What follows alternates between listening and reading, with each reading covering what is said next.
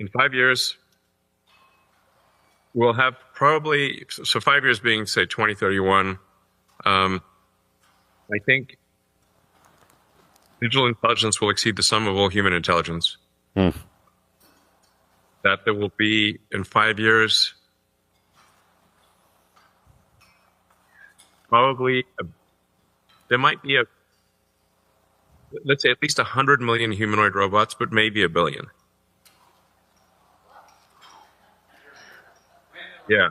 All right. Let me, and I would predict that the economy is probably twice its current size in 5, maybe 6 years. 5 to 7 years. Because you're going to hit a doubling period, where the economic output is increasing so fast that plus minus a few years, you will see giant changes.